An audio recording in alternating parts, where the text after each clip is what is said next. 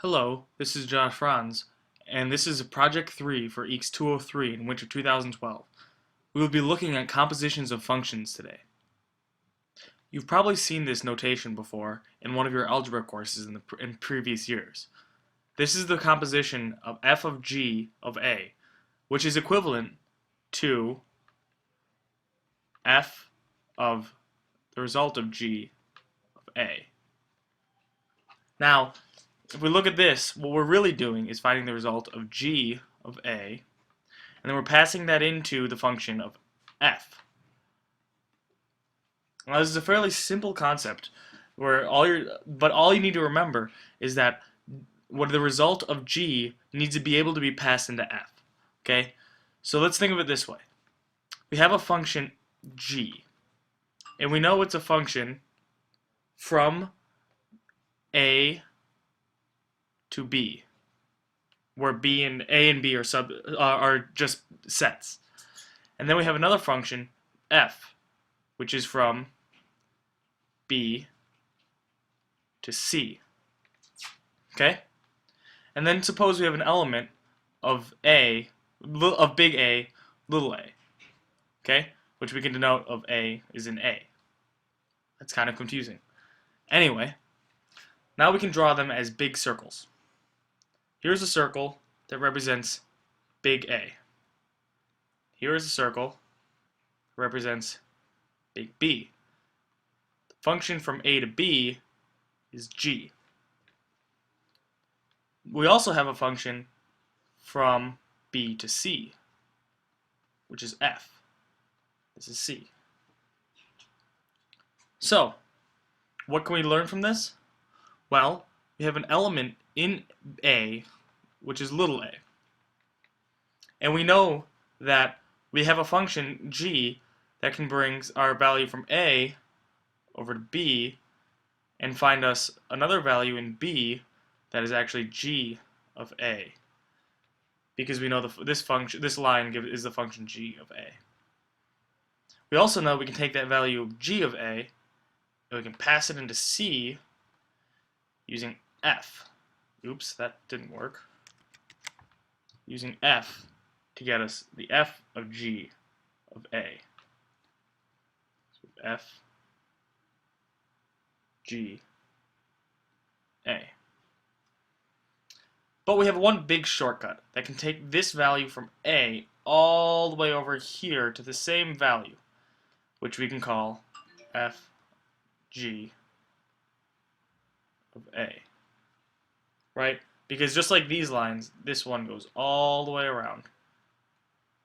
F G A. Now this picture might be a little bit confusing and poorly drawn, but it clearly illustrates that the result of the function g, which in this case is going to be in B, needs to be a subset of the input of f. So think of it this way. Let's think about that again. If we have g, which goes from a set A to B, okay? Then we have another function f, which is from C to D. Let's draw our circles again. This is A. Draw B a little bit smaller. Okay? We know G will get us from A to B. Now let's think about F, which goes from C to D.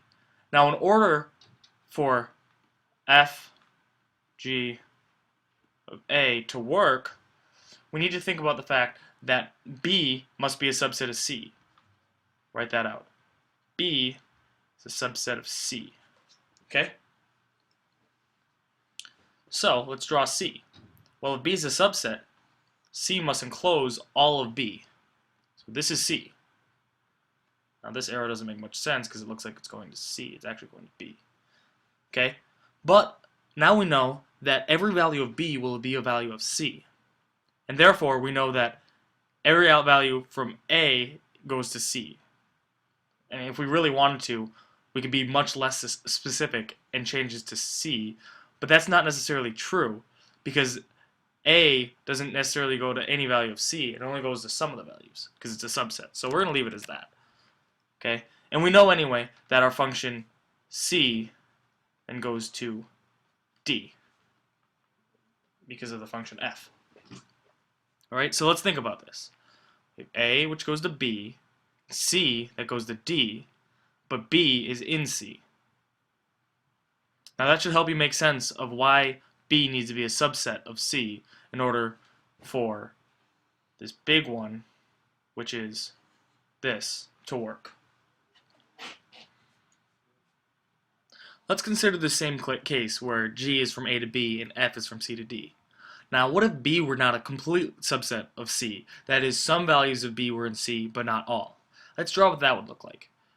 Again, we have A, which goes to B. And then we have C, which goes to D.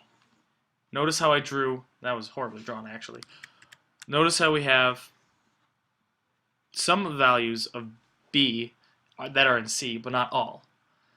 Now let's think about how the function f, g, a would work, okay? If we had a value where a is in A, again, kind of confusing, but let's think about it. A, and that goes, that is in B, but it's also in C, okay? In this case, which would be, I'm going to label it with a different color, 1 second. That would be G for little a. In this case, this would work. Unfortunately, it doesn't work in all cases. So it really doesn't. We can't say that it works because we have another case where let's say we have a B, little b, that's in A. Again, reusing these letters is a bad idea, but I'll do it anyway. So here's B, okay? And B can be applied to go into this, which, I'll use my different color again so that we don't get too confused, which is G of B.